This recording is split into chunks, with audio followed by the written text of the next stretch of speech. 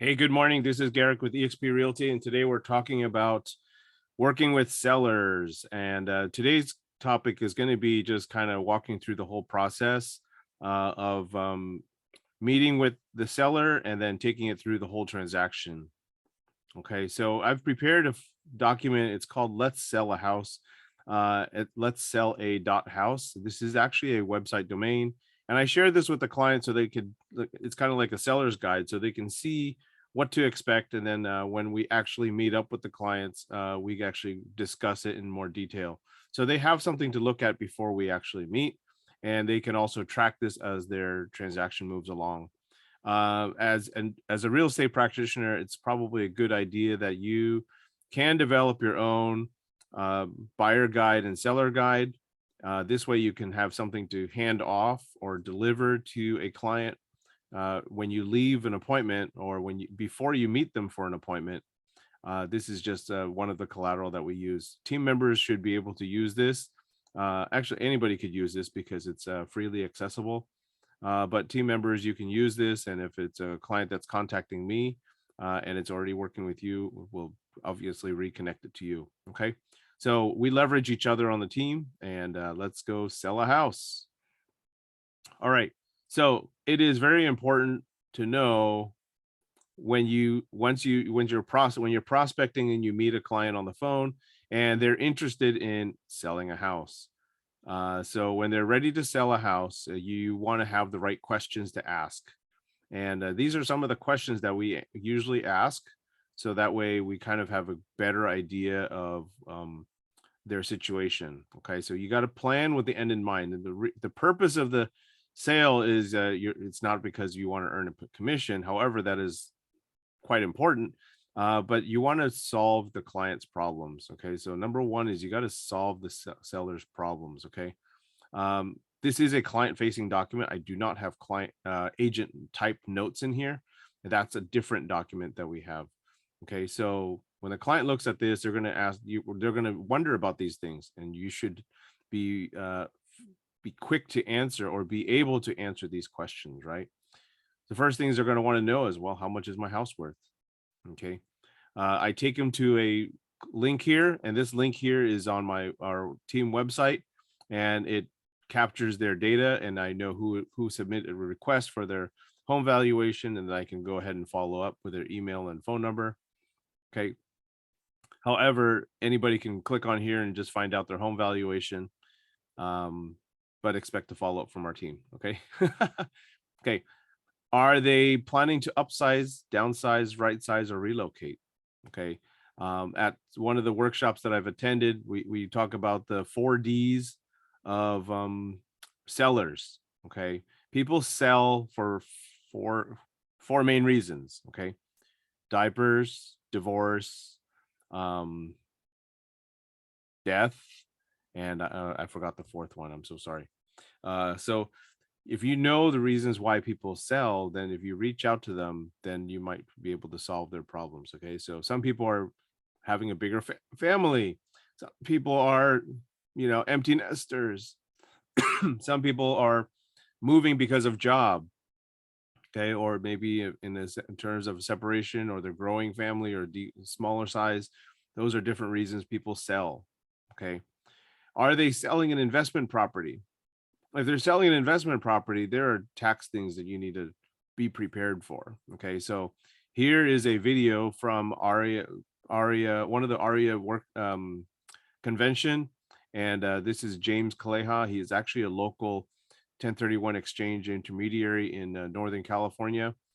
So if you watch this video, and in this case, it's shared with the client, so the client can watch this video and understand the 1031 process. 1031 is the U.S. tax code that allows you to sell a investment property and exchange it for a like-kind investment, and shelter and defer your taxes. So if you were to owe a certain amount of capital gains tax, you roll that tax amount into the next property and continue to grow it until you actually decide to sell your 1031 and cash out. Okay. So 1031 is an important discussion too. Okay, it's an investment property. Primary properties cannot take advantage of this. But primary properties have a different benefit. They have their exclusion. They have their $250,000 exclusion. So capital gains, their first 250,000 capital gains is excluded. Okay, if they're single, and 500,000 if they're married. Again, that's tax advice. We don't give tax advice. They need to talk to a tax advisor. Okay. If when they're planning to sell, they're probably going to plan to buy. If they're going to buy a house, we go to another document. It's called Let's Buy a House. And that's a different website, very similar to this, talking about the procedure on how to buy a house. Okay. If they're not going to buy a house, let's say they're older and they're going to go to, maybe they're going to hospice, or maybe they're moving, relocating, or they just need a rent. Okay. So I send them to Zillow and HotPads to go ahead and find a rental place. There really isn't much commission in terms of Northern California in the Bay Area. A lot of the owners actually list their own houses for rent, or through a property management company that does not offer much commission. Okay. So it's pretty much a direct process for the client. However, be a good agent and walk them through that process so they understand how to rent a house. Maybe they haven't rented in a long time. Okay. Do you prefer a fast cash offer? So sometimes we're going to meet with people who says, nope, I don't want a realtor. I don't want people coming through my house. No open house. I don't want anybody to see anything. Maybe they want to be discreet. Maybe they want to discreet. Maybe they don't want their neighbors to know. Maybe, it's terrible looking and they're embarrassed. You have the option to, look for an express offer. So eXp Realty has a program called Express Offers, which is a collection of investors. So you present these offers to investors, and the investors will then bid on the property and give you a cash offer. Please keep in mind that the cash offer is not full retail, and this is a wholesale price. Okay. The reason is because Express Offers represents investors. Investors are never going to live in this property. They need to make a profit. That's the whole purpose of being an investor. Okay. So the client should expect a lower priced offer, probably 70 or 85% of retail, depending on how much repair needs to be done on the house. Okay. Because think about the express offer buyer, they have to go and resell the property. Okay. So those are some costs that they have. So they don't pay a commission in the sense. Actually, Express Offers does pay the EXP agent a commission. And then once they finish rehabbing it, they also list it with you. So you'll actually end up with 2 commissions. Okay. So it's a good program. If you have not been Express Offers certified, probably a good idea. I have not, and I probably should. I think it's only like 2 classes, so it's not too bit difficult. Who pays closing costs? So a lot of times the sellers think, okay, I'm going to list my house for $1 million. I'm going to sell it. I'm going to get $1 million. That is not true. So there is cost of the sale. Okay. Cost of the sale. Your commission comes out of the cost of the sale. County transfer tax, title and escrow, reconveyance fees, maybe other compliance things like sewer lateral, maybe sidewalk repair, or even inspections. There's a lot of these costs that the seller may not be aware of, and you need to prepare them for it. So they're not like shocked as a what? I thought I'm selling it for $1 million, and why am I only walking with 900? So the more you prepare your client and less that they're shocked, then you're going to have a better experience with that client. Okay. The problems come up when you don't know it, so you don't bring it up, and the client doesn't know it, and you're both blindsided. And so, why didn't you tell me? Well, I didn't know. That's not a good thing. Okay. So you need to be the professional at the top of your sport. Okay. If you're an elite athlete, you train every day, you understand every single detail about the transaction. So don't leave things like that up to chance. You need to prepare yourself. Read the residential listing agreement, read it 10 times so you know what you're talking about, and all of the rights that you have that protect yourself, and all the rights that protect the client. Okay. Because in a listing situation, there are two relationships you got to manage. You got to manage your own relationship with your client and the relationship with the buyer's agent. Okay. So calculate that. This pops out to an Old Republic website, and it has the tabs, and it tells you every single county in California and who pays for what. Okay, seller's estimated closing cost. This is the Old Republic's net sheet. So this way I bring the net sheet with me to the listing appointment, so the seller knows exactly what they're going to be taking home. Okay, you might even include cost of repairs and things like that in here, so that way they know what they're going to walk away with. Why do they need to know how much they're going to walk away with? Because maybe they're going to buy something, and if they're going to buy something, they need to know how much down payment they can have for that next property. Okay, so creating this closing cost net sheet, then if they're going to buy something, you give this to the seller's lender, the new lender, right? They're getting a new loan, so you give it to them, and then that's going to be part of their down payment. Okay, so they can use that unless unless the seller has additional money set aside for the purchase. Okay, that's not always the case. Okay, listing preparation. I'm going to go through this pretty quick. We'll do Q&A at the end. Okay, listing prep. So for those of you who are here, you can follow along. The website is Let's Sell a House. I know I don't see anyone on here, so if you want to follow along on your own computer or bookmark it yourself, that's the website.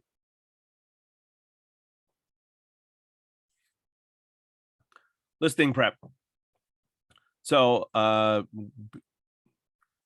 if you have the end in mind, the idea here is you go to the listing appointment and you want to take a look at the house the seller has, and you want to find out what needs to be done, what needs to be prepared, what things that they have left to do, and you expect to walk out with a signed listing agreement.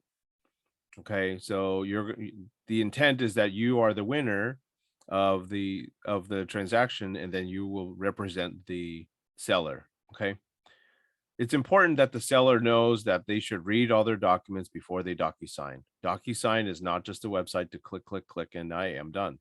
However, that is pretty much straightforward. But there are documents, that it's legal documents that they got to read. And if they're not reading them, that's not a good thing. Okay. I also included a video here for how do you DocuSign. Okay.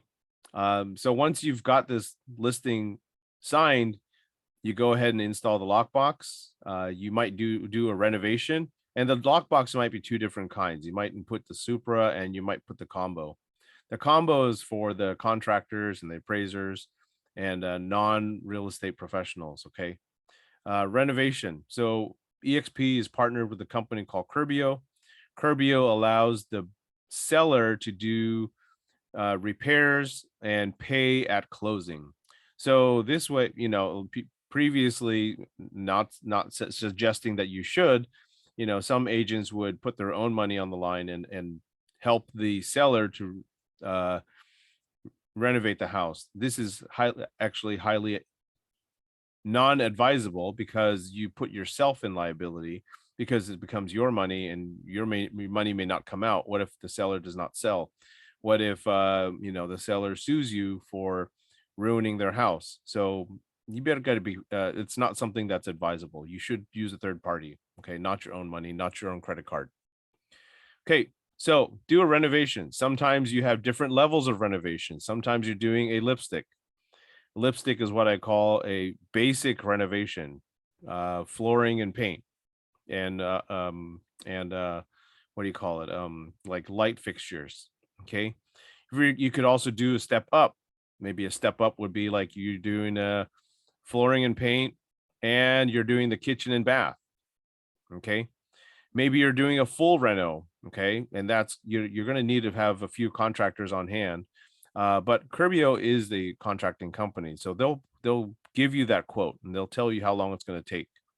Okay, so a full reno is going to get you the top of the market retail price. That doesn't mean it's going to be over asking. It just means that whatever the current time is, that's the highest retail price you're going to get for it. You're going to do, you're going to do the new, maybe the roof is expired. You need to put a new roof. Maybe the systems are expired, so you'll need a new furnace, new windows, maybe, just pretty much a new house.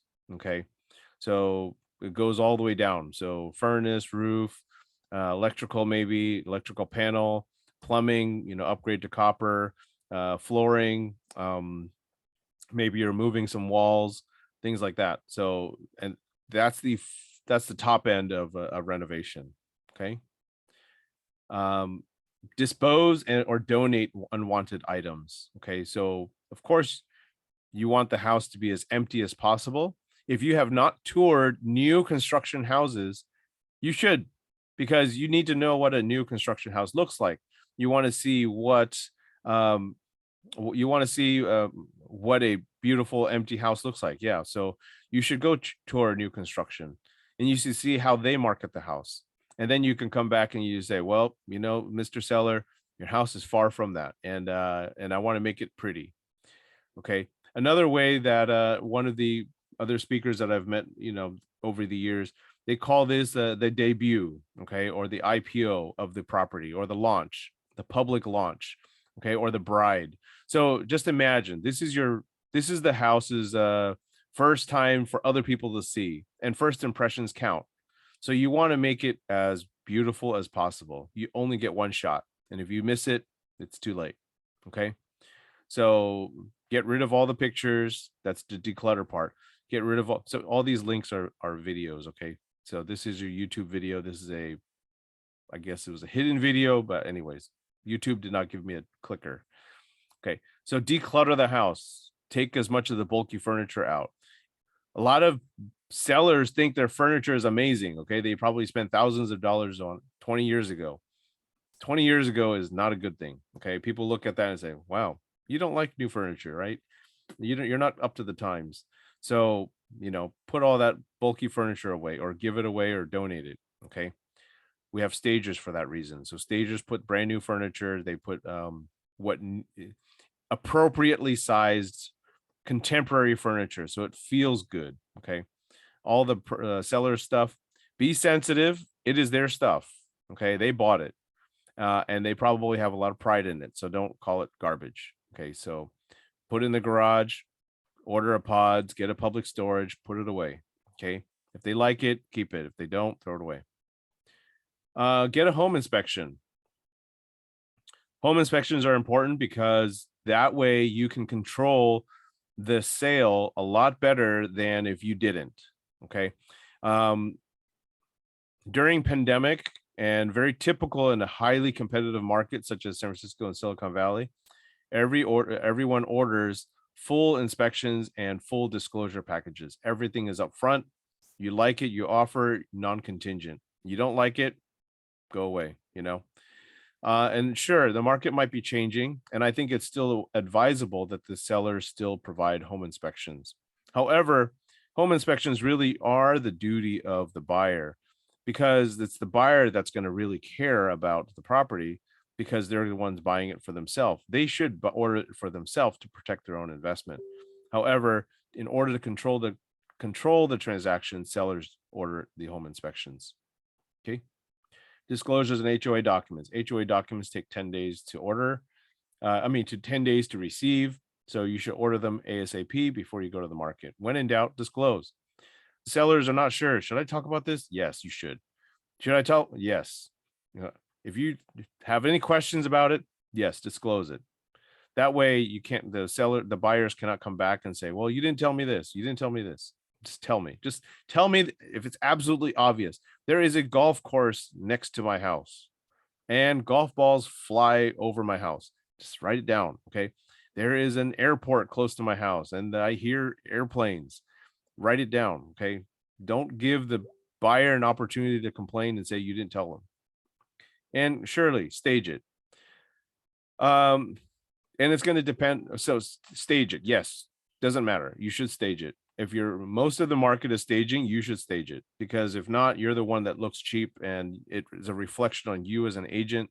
And it says that, you don't want to do this for your client, or that the client doesn't want to do it. So, but I would say it's also a financial decision if you decide to include it as part of the commission. But because of the changing market, and because the seller has a sentiment of whether or not they will actually sell, you have to decide for yourself what kind of risk you're going to do if you decide to stage it. Okay. Sure, you could say the staging is something that the seller is responsible for, because it's the seller's house. Okay. But they're also paying a pretty good commission. You can also include it because it's competitive to other agents. Okay. Other agents are doing this, so you might do it too. Okay. What is the cost of staging? Could be 3,000, could be 5,000. So if it doesn't sell and you paid for it up front, that's 5,000 you lost. So you might protect yourself with language such as, um, but seller pays for staging, but will be reimbursed from listing commission at close. You could say something like that. Okay. So that way it protects you. Or you say staging is included, but there's a $5,000 cancellation fee for if you decide not to sell. So that way you get your money back. So it depends on your relationship with the client, depends on the likelihood of its selling, and going from there. So make it a business decision. Marketing plan. The whole point of you getting the listing is so that you can sell this thing. Okay. You're trying to solve the seller's problems, whether they're moving or whatever, but you got to sell it. Okay. Basic, get a signpost up. This is not the entire marketing plan, by the way. This is the super short version. I'll have another class on marketing plan later, but this is the super short version. So right after you get the appointment and the signed listing agreement, put the signpost up, get some photos and video, online marketing and social media, get those things done and set up an mega open house. Okay. Get as many people to the house as possible because you want more people to see it. The more people that sees it, the higher the probability of it happening to be a sale. Please check back later. There will be a much more comprehensive marketing plan. This is just super basic. Okay. This is actually the very, very absolute minimum. Okay. And especially since we're going to a changing market, we're going to need to be more aggressive and more creative in how we do our marketing because you're going to have to stand out. Maybe in certain neighborhoods, maybe there's two houses on the market and one buyer. How do you win the one buyer to buy your listing and not the other one? Okay. Those are the questions that are going to be coming up soon. Okay.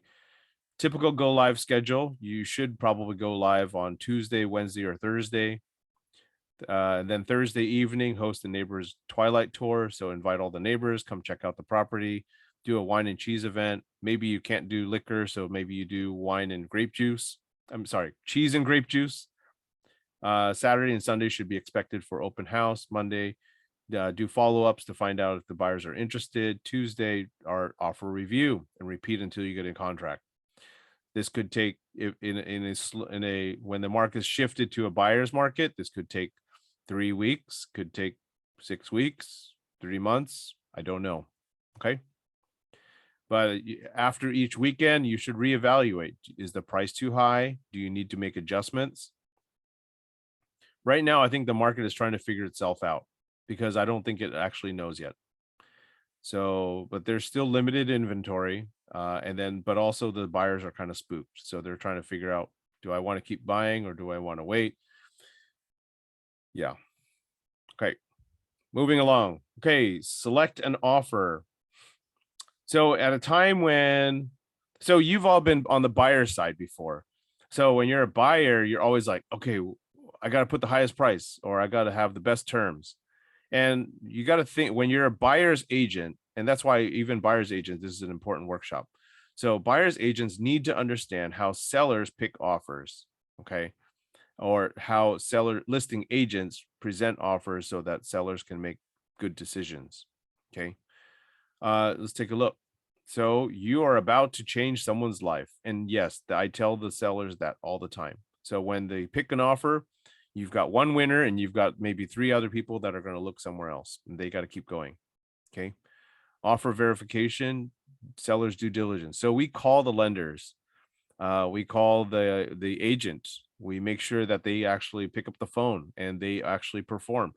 What good is it if I get a $300,000 over asking offer if they never pick up the phone or if the lender doesn't exist or the lender says, well, they've got their finances are shaky or we haven't run their credit yet. Those are some scary things. You want to make sure that the buyer says they're going to do what they're going to do. Okay. What is your closing net amount? You present this to the seller. Hey, we got this amazing offer, but they did ask for this credit and then they said they're not paying for this, they're not paying for this, they're asking for this. So even though this is the higher offer, you're going to net less because they're asking for so much. Okay. So compare those things, right? So maybe one person is going to pay for closing in escrow and title, but the other one doesn't. So what is the net closing? So maybe that's important to the client. You need to find out what's important to them. Is it because they need the most money so they can buy the retirement property, or so they can retire, period? Or is it because they're upgrading, downgrading, whatever? Solve the client's problems. That's number one. Don't forget that. Verify the buyer's funds. Okay, so take a look at it. Where's the money coming from? Is it coming from China? Is it here in the US in a bank account?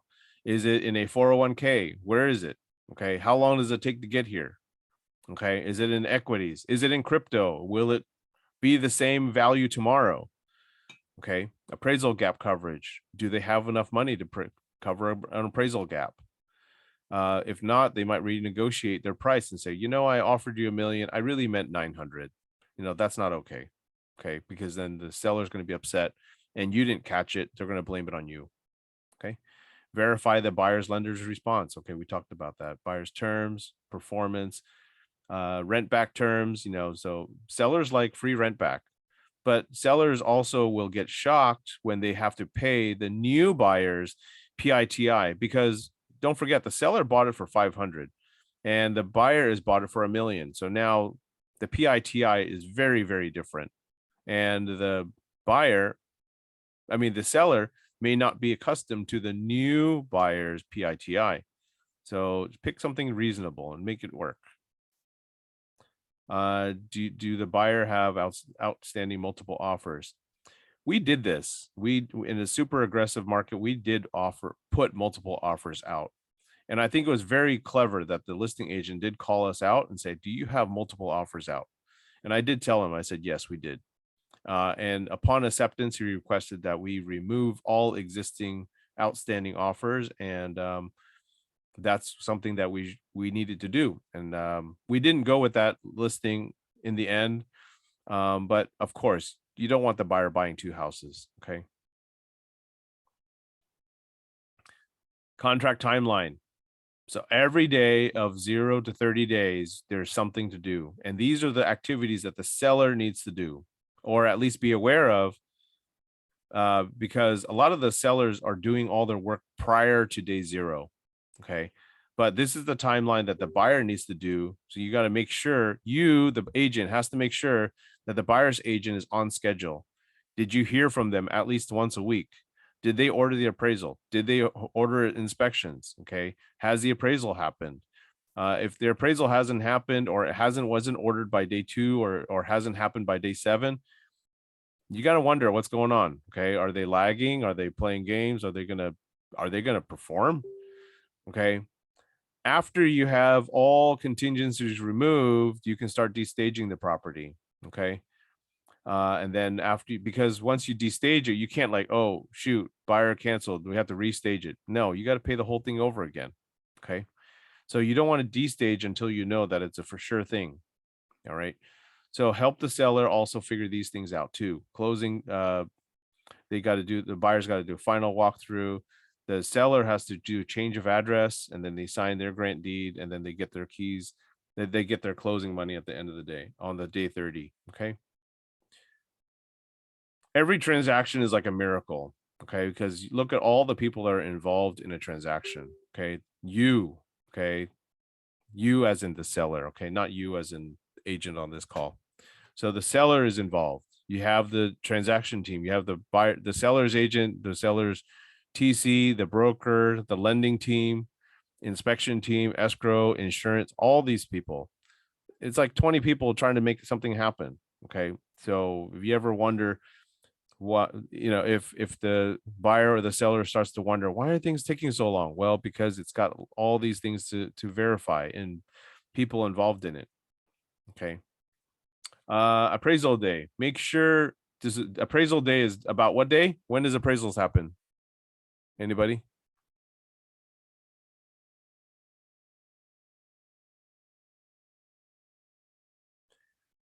Appraisal should happen about between day 5 and day 10. Okay, but should happen pretty early. But you as a seller need to prepare the house for the appraisal day.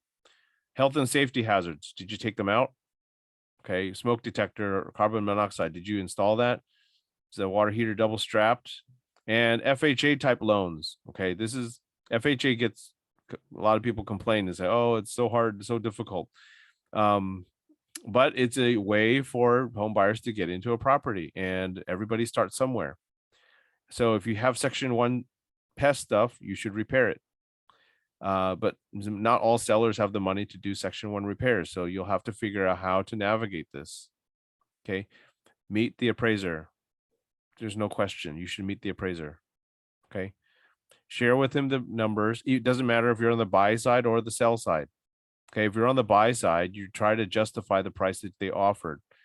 If you're on the sell side, you try to do the same thing, because if they close for the number that, that seems unreasonable, then you did your client a service. You guaranteed that they got their loan. I mean, they got their sale price and that the deal will move through.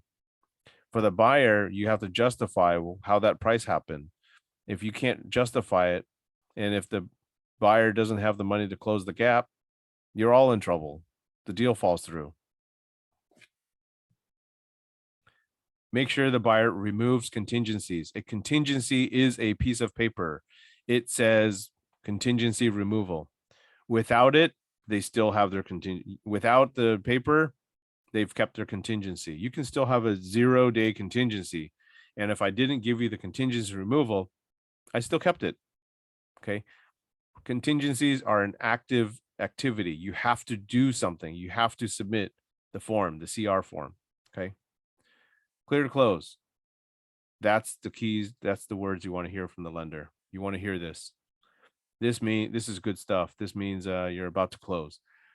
So this is the closing timeline now. So once you get this notice, you can start counting 5 days before closing. Okay. So this doesn't have to happen on day 25. This could happen on day 10. Just depends on how fast the lender works, or if it's an all cash. So that's why doesn't say day 25. It says 5 days before closing. Okay. If it's actually all cash, it'll be like 3 days before closing. Okay. So look at the seller's statement. The escrow company will give the seller a statement to say, this is how much you're going to net at the closing. You got to pay off the buyers. I mean, you got to pay off the seller's lender, because the seller got a loan. They got to pay them off. Okay. Schedule the utility cancellation. If you don't, the seller might be paying for electricity for months for the new buyer, and the seller didn't know that. So plan your utility cancellation. Also a good time to start asking about your review, right? Hey, so how did I do? Did I do a good job? Did I represent you well? Okay. What will it take for me to get a 5-star review? If they say positive things right there, send them to Zillow, send them to Google review, send them to Facebook, so they can send them to Yelp, so they can write a review for you. Okay. This document, so hopefully they see it and then they say, you know what? I don't think you're 5-star material. Okay. What can I do to make it up? What can I do to improve it? Always check. Keep your client happy. Okay. The buyer's final walkthrough, the buyer's going to check to see, hey, did seller do what they said they were going to do? Okay, so seller says they were going to leave the chandelier, but buyer comes in and it's not there. That's going to be a problem. Okay. The seller took the TV off the wall. Now there's holes in the wall. The buyer's upset. Go fix it. Okay. From the time of the open house to the time of the closing, the toilet got clogged and smells bad. Go fix it. Okay. From the time of the contract to the time of closing, the backyard grass got rolled back by raccoons, because raccoons were digging for grubs. Go fix it. Okay. Deliver to the buyer a good property. Okay. So you as a seller, do the right thing. All right. Random stuff happens and you just got to fix it. Okay. We had a squatter live in our listing one time. We had to get rid of him. Hold on, I gotta cancel this thing.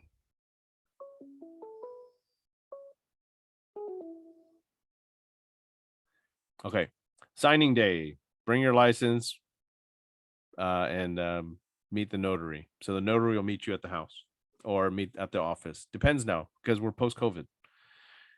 Funding day. Buyer brings their money and we close. Okay. You made it. Now you know that all real estate transactions that close are a bit of a miracle. We just make it look easy. And that is the truth. Okay.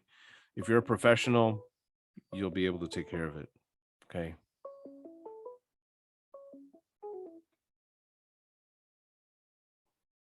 All right. Post closing. Cancel utilities, cancel the insurance, cancel the home warranty, ignore the scam letters. They will get letters in the mail and say, hey, congratulations on, you know, your house and refinance with us, some weird stuff. Okay. Or order this document and we'll show that you've sold your house. Don't worry. Just make sure they call you and not the scam companies. Okay. No need to pay the property tax bill because if they sold it in a certain month and then they'll might receive a letter at the new house address, at the current address, and the new owner says, oh, can you give this to the seller? Yeah, don't worry about it. It's all taken care of at escrow. Stay in touch with the agent, and you should stay in touch with the client. Invite them to your events. So if you're doing a pie party, invite them to a pie party. Summer party, keep them in touch. They'll send you clients if they like you. Okay. All right. That was in a nutshell. Contract to close. You got questions? Let's open up. Not too bad, right? Don't be shy.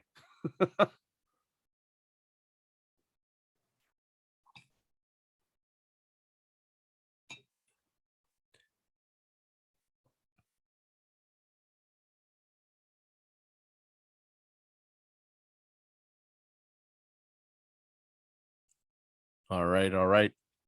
I'll go ahead and stop recording and see you in the next video.